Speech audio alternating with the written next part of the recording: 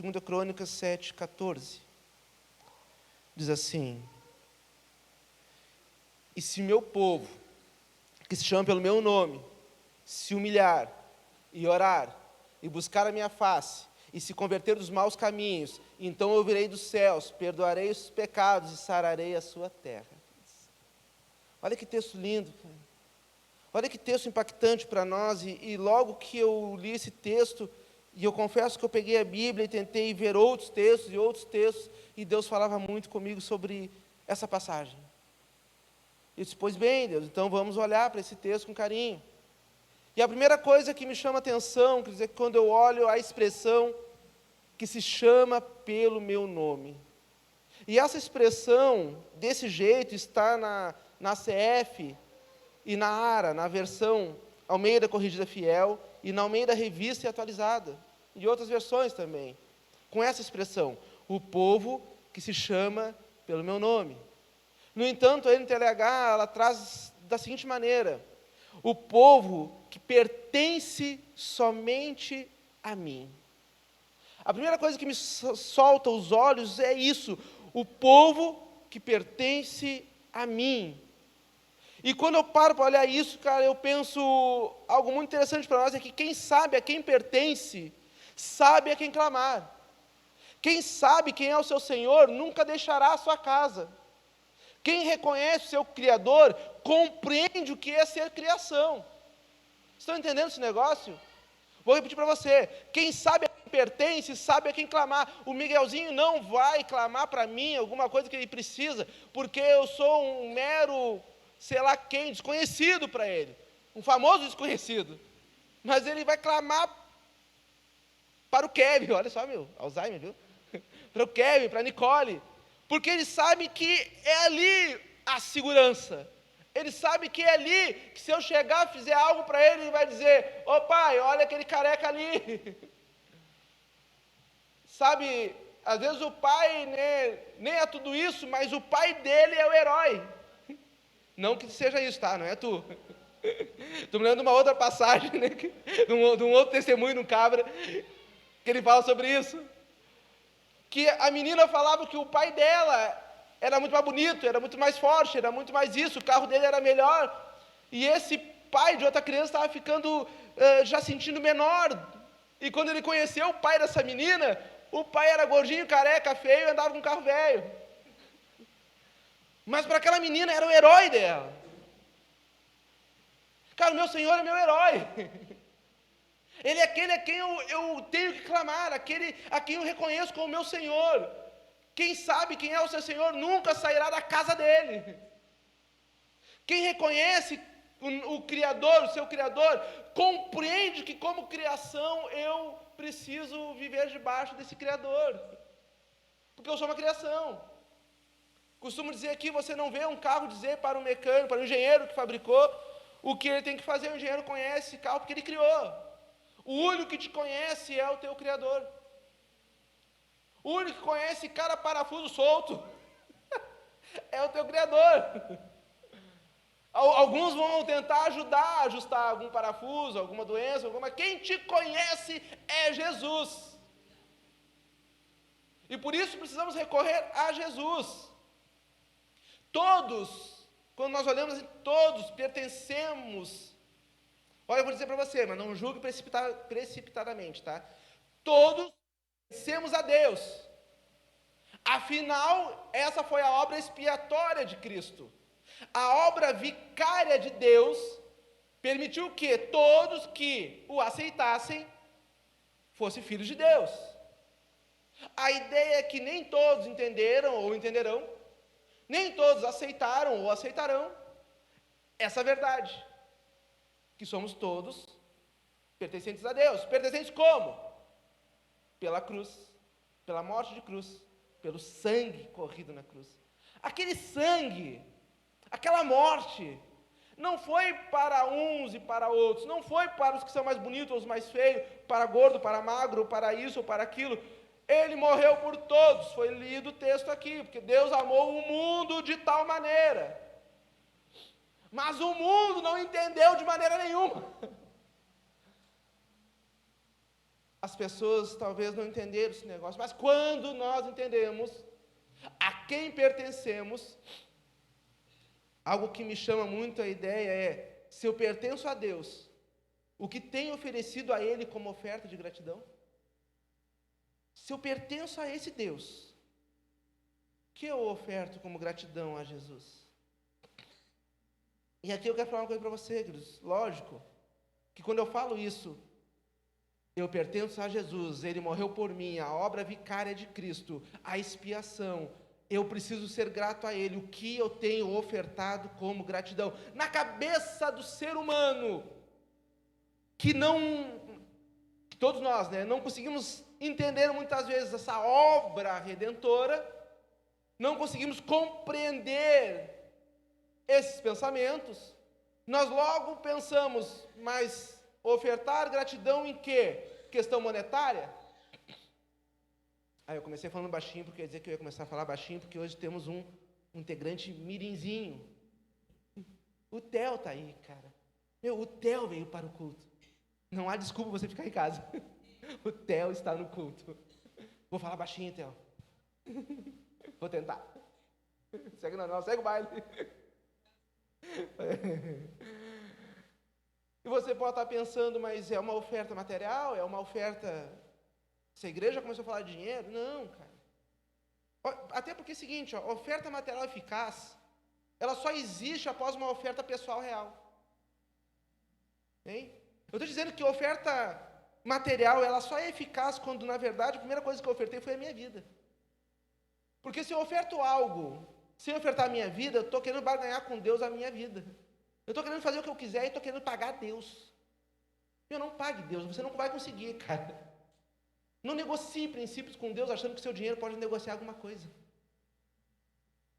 E toda oferta material, sem ter havido uma oferta pessoal, não tem valia para Cristo. Cara, você pode doar um avião, cara, desse conselho da Voa e Paz. Você doa... pronto, processo. Não vai adiantar. Se na verdade nosso coração não está entregue a Jesus, é essa a oferta de gratidão, a minha vida. É entender quem é esse Jesus, então por isso eu entrego a minha vida. E esse texto, quando eu vejo ele, eu começo a pensar em toda a questão de oferta, de entendimento, de quem é esse povo, de quem Deus está falando. Aqui no segundo livro de Crônicas, as escritas, a passagem começa dizendo no capítulo 1, que Salomão fez uma oferta de 1000 holocaustos a Deus. Cara, ele devia estar pensando, o que eu vou fazer? Vou dar uns 1000 boizinhos aqui. Eu até fico imaginando, cara, a sangueira que é aquele negócio. Sangue para lá, gordura para cá, carne para o outro lado, e queima isso, e queima aquilo, e aquela fazenda morta ali. E Salomão está fazendo uma oferta a Deus. Oferta essa que para ele está dizendo, cara, eu quero te mostrar o quanto eu te amo. E ele faz sua oferta. Capítulo 2, Salomão determinou em seu coração, daí depois disso, edificar a casa de Deus. Porque Davi já tinha intento de edificar, mas Deus disse para ele, não, você é um homem de guerra, há sangue nas suas mãos, você vai captar recursos, mas quem vai levantar vai ser seu filho, que eu tenho um tempo de paz para ele. E ele tem um intento no seu coração de fazer a construção do templo, e capítulo 3 e 4 segue a construção e tudo que está em volta. Capítulo 5, você vê a arca chegando no templo, e você vê ali agora os anciãos, os levitas, os sacerdotes, tudo se preparando para isso, e o texto diz que eles se santificaram para aquele processo, toda a galera com o mesmo intento, se santificar para que Deus seja honrado. Vamos lá, oferta bagualada. Teve o intento de construir a casa porque ele entendeu que, cara, eu quero um lugar para o meu Deus, é o mínimo que eu posso fazer. Junta recursos, que já tinha tanto realmente, de Davi, mas ele fala com o rei de Tiro. Beleza, depois eu vejo. Ele junta todos esses recursos, E ele começa a construir a casa, o templo, anciãos, levitas, sacerdotes, eles se entregam em santificar-se. Gente, olha só, precisamos ter uma igreja que se santifica, que se consagra, que se entrega, que tem o intento de fazer a vontade de Deus. E depois disso, diz que a glória de Deus se manifestou naquele lugar. Nós queremos a glória de Deus sem fazer nada. Nós queremos a glória de Deus na minha casa, queremos a glória de Deus na igreja, queremos a glória de Deus em tudo que eu faço, mas eu não faço nada. Pegaram? Vamos servir a Deus? Vou nada. Vamos se entregar mais um pouquinho? Vou nada. Vamos jejuar? Vou nada. Vamos ler a Bíblia? Tá louco. Cara, quem aqui, não precisa nem levantar a mão, aqui não quero saber, mentira, não foi só, eu ia fazer uma pergunta boba, mas eu ia perguntar quem é que está acompanhando a leitura da igreja, não, para quê, não vou perguntar isso, mas para quem não sabe, hoje não foi posta lá, ninguém reclamou, porque não fez falta para ninguém, hoje eu estou com muito amor, viu, a leitura da semana. E tudo bem que você faça a sua, não precisa acompanhar a igreja, tá, gente? Acompanhe a leitura da palavra, está de bom tamanho. Mas por que eu estou dizendo isso, cara? Porque queremos mais de Deus. Nós, às vezes, exigimos de Deus. Nós confrontamos Deus. Mas nós não fazemos o que deveríamos. Capítulo 6, de 2 Crônicas, diz que depois de tudo isso, a glória se manifesta naquele lugar. E Salomão, cara, ele não fala assim, já que o senhor chegou, me dá aí os números da Mega Sena. O senhor está aqui mesmo. Está fazendo nada? Eu também não. Ele começa a fazer uma oração e diz assim, o negócio é o seguinte, se o povo pecar, se o povo largar fora, se o povo roer a corda, o senhor ouve dos céus? O senhor, por favor, se esse povo a qual o Senhor me deu para liderar, a qual o Senhor me deu para ser rei, se por acaso, por um acaso das ideias, esse povo sair da casa, o Senhor pode olhar dos céus para eles. Eu vou ler com o texto, acho que eu vou ler o texto para você ou não. 2 Crônicas, não está aqui, 6, 26 e 27. Consegue botar aí? Vou ver se eu consigo também. Aí, só que eu vou botar aqui, porque é óbvio, né? Que eu não enxergo, né?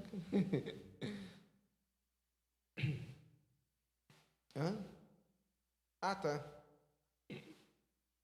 Quando os céus se fecharem e não houver chuva, por terem pecado contra ti, e orarem neste lugar, e confessarem teu nome, e se converterem seus pecados, quando tu afligires, então ouve tu desde os céus, e perdoa os pecados dos teus servos e do teu povo de Israel, ensinando-lhes o bom caminho em que andem, e dá chuva sobre a terra, que deste ao teu povo em herança.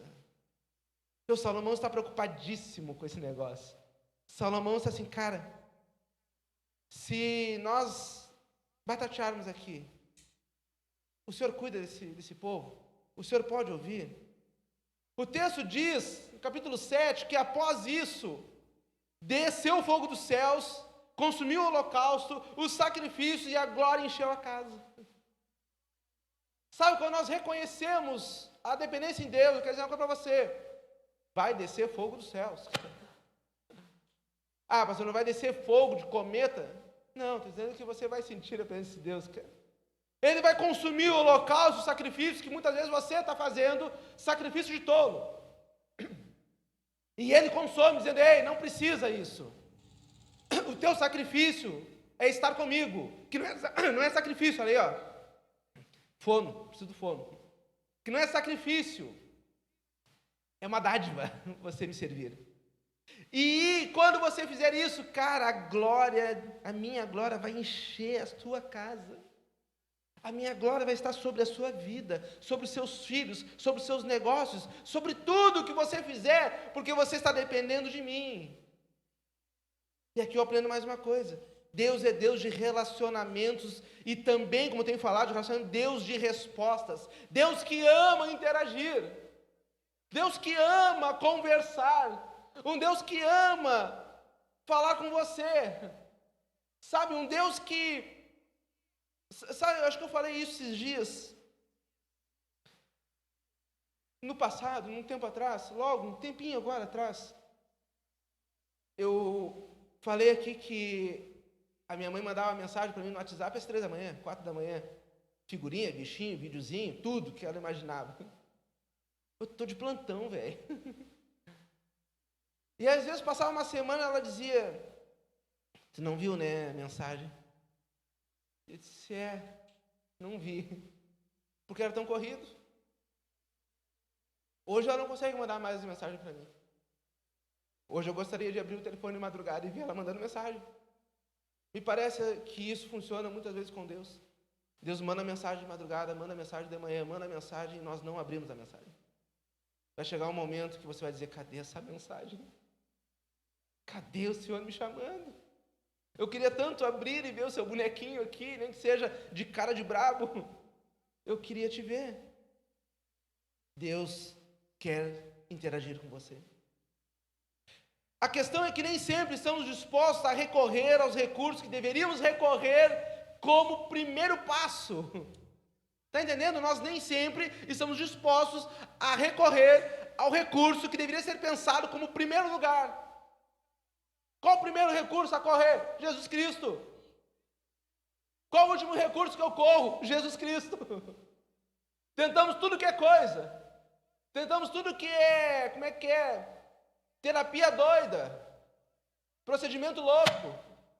Sabe, tem coisas que, cara, se você começa a pesquisar as coisas que tem neste mundo, você se surpreende. Porque tem coisas que, sério, parece que alguém pensou um dia: eu vou fazer isso, e eles vão correr que nem doido.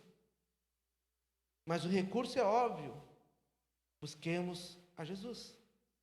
E quando eu olho isso aqui, eu quero falar com você sobre 4 atitudes de um pecador confesso. Porque todo aquele que busca a Deus é aquele que entende e se arrepende e vê que é um pecador confesso e diz: cara, eu preciso de ti. Porque tem o pecador confesso e o pecador que se acha que não é pecador. Nós todos somos pecadores confessos. O que é isso, minha gente? É dizer: Deus, eu sei que eu tenho muita coisa para ser moldada. Eu preciso de ti. A primeira atitude aqui é se humilhar, cara. E eu tenho falado diversas vezes sobre isso. Se humilhar, se humilhar, se humilhar, cara. Isso não tem nada a ver com a gente achar que outros é melhor do que nós, ou sei lá o quê. Esse humilhar é reconhecer que nós viemos da terra e para a terra voltaremos. Esse humilhar é entender que eu necessito da mão de Deus. Esse humilhar é entender que tudo é feito por Deus. Olha só, veja bem. Tudo foi ou será feito por Deus. Entenderam? Tudo é feito por Deus ou está sendo feito por Deus. Você não consegue fazer nada, eu e você. Tudo foi feito por Deus.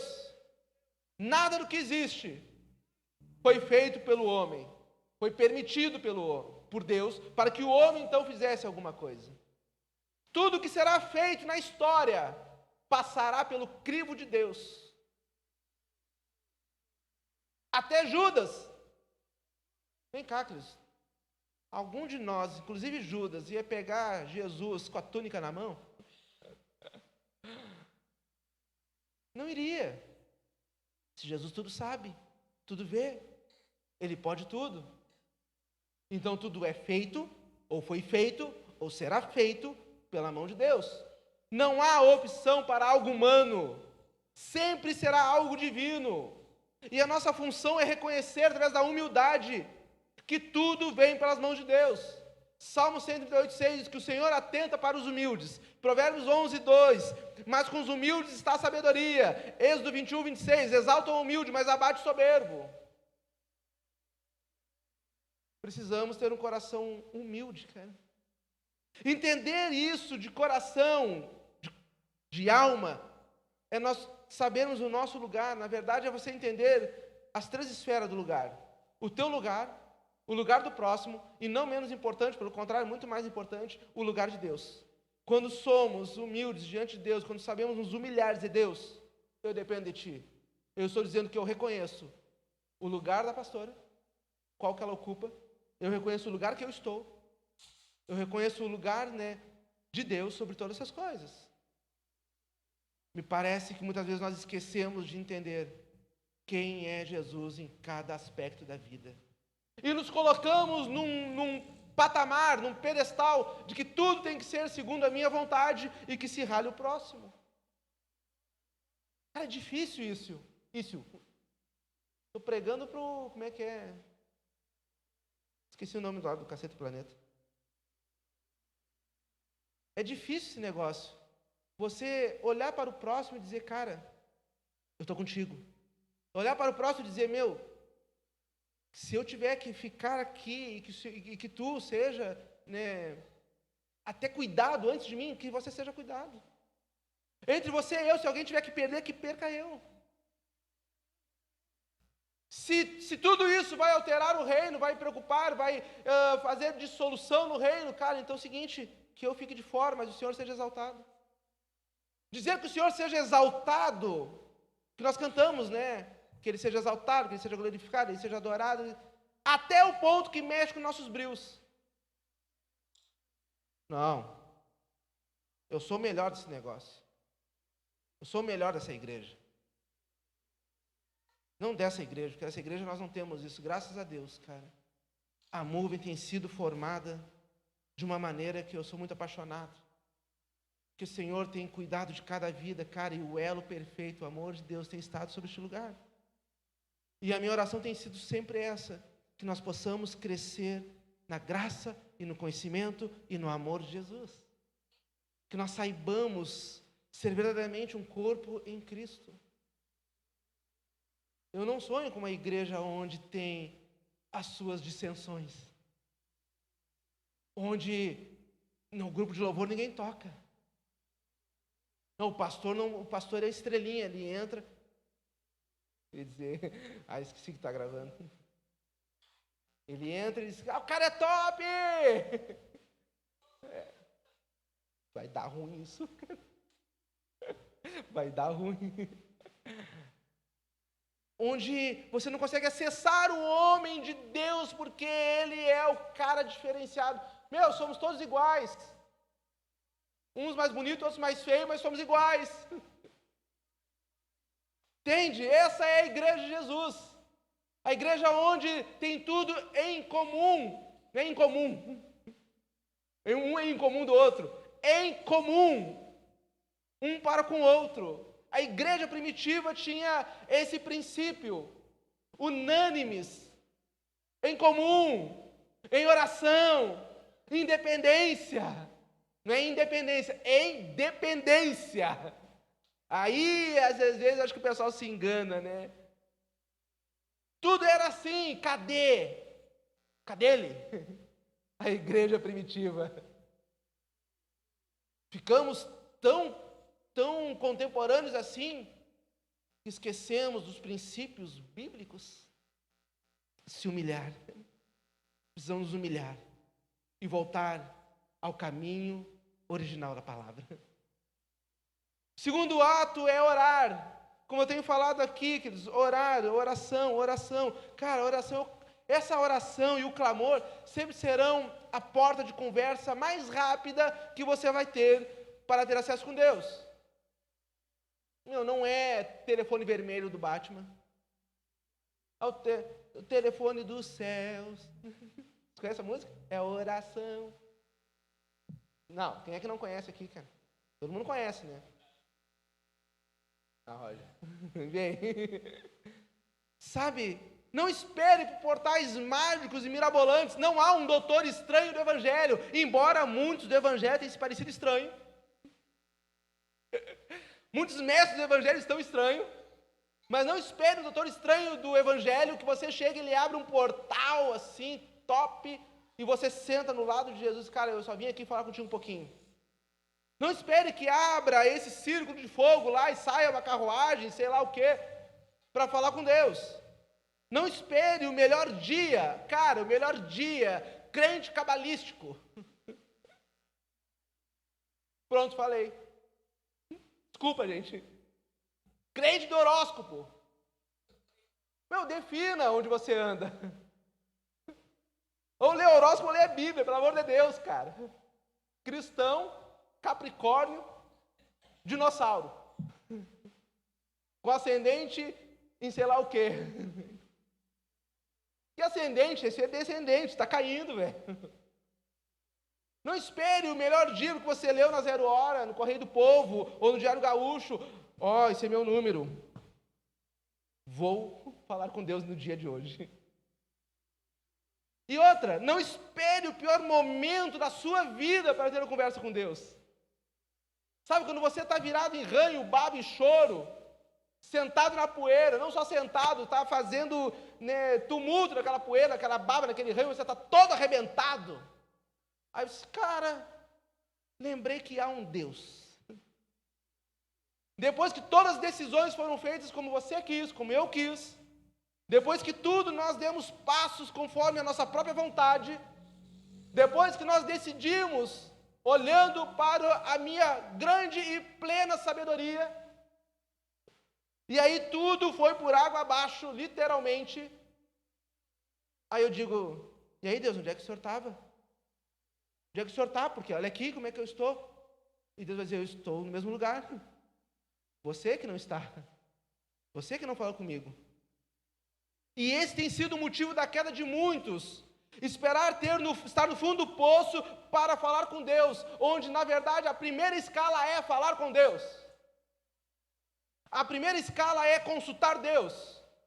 É Deus, é o seguinte, eu quero casar, né? Eu sempre falo, eu quero casar. Orem, gente, orem. Começa por aí, orem, o casamento é uma bênção. E diga, Deus, encaminhe, cara, aquela varoa, bênção para a minha vida. Aquela varoa que vai deixar eu manter a toalha molhada em cima da cama. Que vai permitir, cara, eu usar a mesma colher do açúcar, botar no café e no açucareiro. Aquela esposa que não vai se importar de eu trabalhar de segunda a sexta e sábado e domingo curtir meu futebolzinho, porque é meu único final de semaninha. Meu, isso não é casamento, você mora com alguém, mora com a sua irmã. Mora com o seu irmão. Casou, se ralou. Você casa, você ama a sua carne. Começa por aí. E a leitura de ambos é assim, uma só carne é um só problema. Um só cartão, um só cheque, um só. Então ore para isso. Será que a igreja contemporânea tem feito realmente, tem se debruçado em orar para saber o seu próximo emprego, o seu próximo passo, o seu próximo curso, a sua próxima igreja? Não, porque a humanidade troca de igreja conforme a pregação não lhe agrada. Não somos mais nós que precisamos ser moldados à palavra. A palavra tem que se moldar a mim. O pastor falou isso de mim. Não, cara. O Espírito Santo fala conosco. O Espírito Santo é que nos convence do que a gente está errado. Então a gente precisa orar para isso. Orou? Amém. Glória a Deus. Orou para trocar de emprego? Bênção. Eu disse que no passado, eu falei acho que com meu pai ontem, sei lá para quem, eu já troquei de emprego por R$50. De verdade, gente. Cara, hoje eu não faço isso porque eu não tenho mais idade, né? Mas se Deus disser, fica aí, eu fico aqui, cara. Vai. Não vai. Fica quietinho. Isso é a parte mais difícil. Deus é que deve mover a nossa vida. Falhamos duramente quando não fazemos isso, quando nós não reconhecemos esse Deus, porque isso não revela quem é Deus, revela quem sou eu, quem eu sou. quando eu não dependo de Deus, quando eu não oro, quando eu não boto Ele como a escala de tudo, não revela a pessoa de Jesus, revela a minha pessoa. Quando eu coloco Deus como último, quando eu coloco a palavra como último, quando eu coloco a consagração como último, é sinal que todas as vezes que eu coloquei o meu eu, na verdade, em primeiro lugar. Quando eu boto as coisas de Deus por último, a verdade é que você está se colocando no primeiro lugar. E, gente, vamos falar sério. Você não é o primeiro lugar. O primeiro lugar é Deus. E reconhecendo isso, Ele cuida da tua vida. Porque Ele te ama. Porque Ele é teu Criador, cara. Sabe? É uma engrenagem atrás da outra. A orientação é muito simples. É entender quem é esse Deus soberano. Tempo de consagração. Cultos. Domingos de manhã. Só para vir orar e se consagrar. Não, isso é coisa que não existe. Não estou falando para você ir na montanha orar, porque, cara, Deus da montanha está aqui também, meu. Está na sua casa. Eu estou falando esse tempo de entrega. O tempo de entrega. A orientação é muito simples. Orar a Deus. Orar a Deus. Sabe, eu penso muito sobre isso, que enquanto muitas vezes nós ficamos sentados na sala apenas querendo que Deus fale conosco, Deus está esperando que nós tenhamos um ato de dependência, dizer: Deus, eu dependo de Ti. Deus, eu te amo. Deus, eu quero ter umidade. E Deus, eu te reverencio. Eu te reverencio. A terceira atitude aqui, cara, é buscar a minha face. Olha só, segundo o dicionário, você já viu aquele face a face, né, do Chico Anísio, né? Esqueci o nome do cara. Face to face. Buscar a Deus face to face. Good face to face. Expressão que refere à situação em que pessoas se encontram no mesmo ambiente. Se você procurar no dicionário o que seria face a face, a expressão face a face, diz isso. A expressão que se refere à situação em que pessoas se encontram no mesmo ambiente. Parece bobo isso, mas essa frase quer dizer muita coisa. É que esse Deus, o texto diz assim, Jeremias 23. Porventura sou eu Deus de perto, diz o Senhor, e não também de longe? Ele está dizendo assim, cara, eu sou um Deus de longe também, que consigo ver tudo, eu tenho amplitude da minha visão, eu tenho uma ampliação de tudo, eu sei tudo o que está acontecendo, eu não sou um Deus barrado pela geografia, eu não sou um Deus fechado geograficamente, eu sou um Deus que posso olhar na Austrália, no Brasil, lá no Polo Norte, no Polo Sul, e sei lá qual for o polo negativo, positivo, e outro não, só tem isso, né? Ele pode olhar todos. Mas ele está dizendo, eu também sou o Deus de perto. E esse Deus de perto está dizendo, eu sou um Deus que quero estar com você no mesmo ambiente. No mesmo ambiente. E aqui eu penso duas coisas. Estou buscando de fato estar no mesmo ambiente de Deus?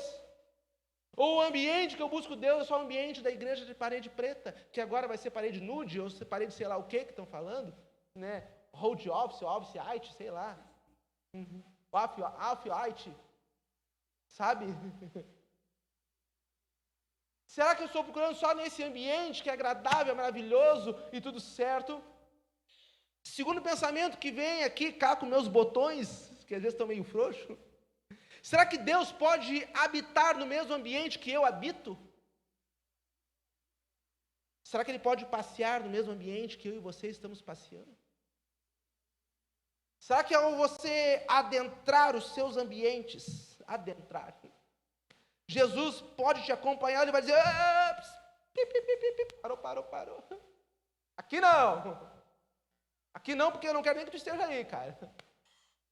O ambiente que eu habito deve ser propício para que o Senhor habite também. Eu preciso desejar, habitar e ter face a face essa vida com Deus. A realidade é que precisamos estar entrelaçados com Ele. Até que ponto? Até que sejamos um. Oração de Jesus. Pai, que eu e ele sejam um, assim como eu e o Senhor somos um. Oração de Jesus. A vontade de Jesus é ser um com você. É andar nos mesmos lugares. É viver as mesmas coisas. É estar entrelaçado com você. A quarta atitude que esse texto revela é se converter dos seus maus caminhos. Vou até botar uma água para continuar isso aqui.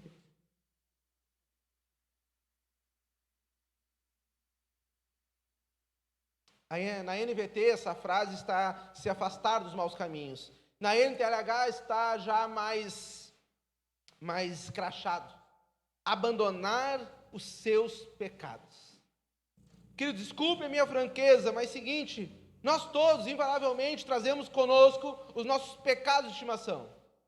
Pecados esses que são pequenos caminhos ou são grandes caminhos, são maus caminhos, independente se são pequenos, se são vielas, se são avenidas. Uns têm uma ruazinha sem saída, ela é pequenininha. Outros têm uma avenida gigante, né, Tarso Dutra. Outros têm uma BR. Né, tem uns que têm a 101 de mau caminhos. Daqui a sei lá onde. Mas a verdade que eu estou dizendo aqui, a palavra está dizendo que não importa o tamanho do meu e do seu mau caminho, se é avenida, se é rua, se é logradouro, a questão é, se é mal, abandone. Simplesmente assim, se é mal, abandone. Muitas vezes não crescemos mais porque nos agarramos nesse caminho que nós temos e achamos maravilhoso. O que é mau caminho? Eu vou te explicar o que é mau caminho. Mau caminho para a humanidade, a mentira é mau caminho. A soberba é mau caminho. O adultério, óbvio, é mau caminho. O que mais, gente? Me ajudem aí. Vícios são maus caminhos. O que mais? Dissensões são maus caminhos. Dissensões é ser faccioso. Criar contendas é mau caminho. Ser fofoqueiro é mau caminho. Ser mal pagador é mau caminho. Estranho que tudo isso é bíblico, mas também é ético e moral. Nosso Senhor, Ele é um Deus que preza pela moralidade. Sabe o que eu já ia fazer? Eu nem ia comentar isso, mas, cara, é simplesmente louco o que a gente tem vivido nos dias de hoje. Sabe por quê? Que outras vãs filosofias têm ganho espaço no mundo da religião? Porque quando você abre a Bíblia te confronta a essas coisas. Ela diz assim, cara, largue isso. Ei, cara, seguinte, ó, esposo de uma só mulher. Aquele que olhar já está pecando. Se teus olhos forem mal, tudo é mal. Meu chapéu. Perdoa. Ai, ai, ai. Sabe? Não crie contenda. Não crie desavenças. Jesus. É a Bíblia que diz isso. E aí, quando nós começamos a ler, cara, lembra da frase que eu falei da palavra? Você não está disposto a ser moldado pela palavra, não se achegue a palavra, porque ela vai exigir isso de você. Aí você só pode fazer duas coisas. Ou aceitar, entra para aceita. Não, aceita que dói menos. E vive esse evangelho.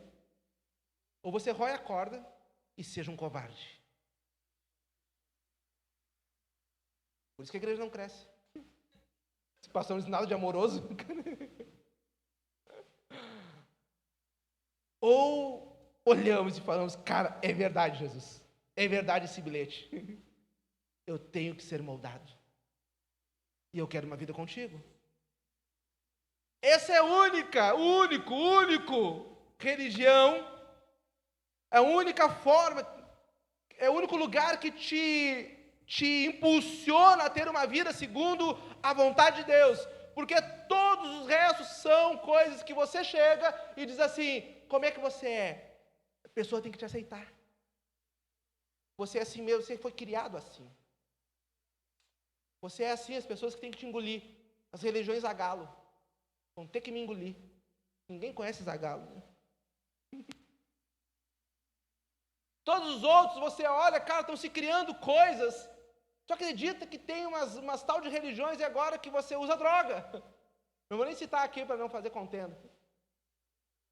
Aí você fica viajandão, estou me conectando com o Pai. Aí tu vê cogumelo, anão, não, nanismo, bichinho, gato voando. Estou me conectando com Deus. Chapadaço. E a Bíblia diz que eu tenho que ter um culto racional ao Senhor. Mas sabe por quê? Na verdade eu já quero ficar assim. Eu já quero ficar no oba-oba. Eu já quero encher a cara desse negócio. Eu já quero um lugar que me permita fazer tudo o que eu quero, porque na verdade eu amo esse negócio, então eu quero um lugar, alguém, um sacerdote que diga, pode fazer. Não muda nada. Fica assim. Fica assim, eu te dou tudo isso aqui, é do alto do pináculo. Religião do capiroto. Mas o Evangelho diz, cara, abandone os maus caminhos, se converta de verdade. Só há um caminho, esse caminho é Jesus. Eu sou o caminho, Jesus Cristo. É só Ele, por Ele, para Ele. Abandone. Se Deus não está nesse caminho, saia hoje mesmo. Se o caminho que você está trilhando não agrada a Deus, saia hoje mesmo. Se o caminho que você está traz qualquer ponta de dor, não de dor da transformação, dor que você só chora, você vê que aquilo, cara, você pensa que é alegria, mas no fundo você está acabado, saia. Porque Jesus é um Jesus de alegria. Um Jesus de uma nova vida. Se esse caminho não te traz essa alegria, essa paz que excede todo entendimento, saia hoje mesmo, simplesmente saia, abandone, se converta. A igreja precisa ainda continuar pregando conversões. Precisa continuar pregando esse evangelho, onde preciso trocar de direção. Eu preciso sair da direção que eu estou e ir para a direção da cruz. A cruz é que me impele a ter uma vida diferente. É a cruz, é o evangelho de cruz que vai dizer que eu tenho que amar o meu irmão mesmo que ele não me ame. É o evangelho de cruz que vai dizer que eu tenho que perdoar mesmo aqueles que me fazem mal, porque não é o que ele está fazendo, mas um dia ele vai entender que eu estava agindo conforme o que Deus estava falando, e talvez um dia o coração dele vai ser impelido a fazer a mesma coisa. É o evangelho de cruz que diz para nós suportarmos, para nós dar suporte um para os outros. É o evangelho de cruz que diz que eu preciso me converter de verdade em Jesus. Para encerrar, eu quero falar uma coisa para você, cara. Toda conversão, ela demanda arrependimento. E todo arrependimento passa pelo entendimento do ário vicário de Cristo. E quando entendemos isso, esse arrependimento, ele sai do campo especulativo e passa para o campo da prática de vida cristã. Todo arrependimento, ele precisa sair do campo especulatório, especulativo, e passar para uma vida de prática do Evangelho. Arrependimento só de palavras, ele não tem serventia de nada. Discurso não salva. O cristianismo nos confronta o nosso ser, para que sejamos transformados, libertos e sarados em Cristo Jesus, resgatados, sendo levados das trevas para o reino de Deus. Mas isso exigirá um posicionamento de nós. Eu vou ler o texto para você de novo, posicionamento, queridos. Mas aquele que se converter dos seus maus caminhos, então, fica para outra parte, tá? Outra pregação. Que horas são, cara? Ih, já foi um tempão. Esse tempo passa correndo. Você não acha que passa correndo? Nossa, né? Cara, parece que eu comecei a pregar recém. Só uns 4, 5 balançaram a cabeça. Valeu, obrigado, Dai, Marcos, gente. Piquezinho, eu faço pix para vocês depois. Você coloca de pé, queridos, por favor. Todo aquele, se meu povo, mas se eu pecar, o que eu faço? Se o povo pecar, Deus, o Senhor pode ouvir dos céus? E Deus responde, vou dizer uma coisa para você, Salomão, vou te dizer uma coisa, se o povo que se chama pelo meu nome, que pertence a mim, que foi resgatado por mim, na cruz, um dia seria resgatado, porque aqui ainda não tinha sido, mas tinha um projeto de resgate, esse povo que pertence a mim, porque eu resgatarei, num ato vicário, num sacrifício, se ele se humilhar, Entender quem eu sou e quem Ele é. Se ele orar, buscar, entender e buscar a minha face, andar face a face comigo e se converter das suas avenidas, das suas BRs do pecado, então eu ouvirei dos céus. Ah, velho, Deus vai ouvir. Deus é um Deus que ouve, não é um Deus surdo, não. Surdos são essas imagens aí que estão plantadas por tudo que é canto. Pronto, falei. Surdos são essas imagens que estão de gesso, de pau, de ferro, de sei lá o quê, e não pode nada. O nosso Deus não está com os ouvidos agravados, nem com as mãos encolhidas, que não pode cuidar da gente. A Bíblia deixa bem claro, o Senhor, eu vou ouvir. Eu ouvirei. E não só ouvirei, eu vou ouvir o clamor, eu vou ouvir o arrependimento, eu vou ouvir esse coração contrito, e eu os perdoarei, porque eu os amo de uma maneira sobrenatural, uma maneira inexplicável, João 3,16. E além disso, além de ouvir, de perdoar os pecados, eu sararei a sua terra. Quem não quer terra sarada aqui, gente? Não é sarada de qualquer jeito. É sarada de verdade. É sarada pela mão de Deus. Eu não sei como tem sido a terra que você tem andado, mas eu sei que esse Deus, Ele quer sarar a terra de você. Ele quer modificar a nossa vida. Esse evangelho de cruz é um evangelho que nos chama para isso. Um evangelho que, cara, nós precisamos ser confrontados e entender quem é esse Jesus na nossa vida. Eu gosto muito de uma frase que diz de Billy Graham: nós somos os sermões que o mundo está prestando atenção. Eu não sei, queridos. E quando eu falo eu não sei, é verdade. Eu não sei como é que está a sua vida. Mas eu sei que esse Jesus, Ele morreu na cruz. Cantamos aqui. E Ele não só morreu, Ele ressuscitou. E Ele não só ressuscitou, Ele está vivo. E como vivo, morto não escuta, morto não fala, morto não pode nada. Mas o meu Jesus, Ele está vivo. Então Ele fala, Ele escuta, Ele age. Ele continua transformando vidas. Porque Ele vive. Porque Ele reina. Porque Ele é o meu Senhor.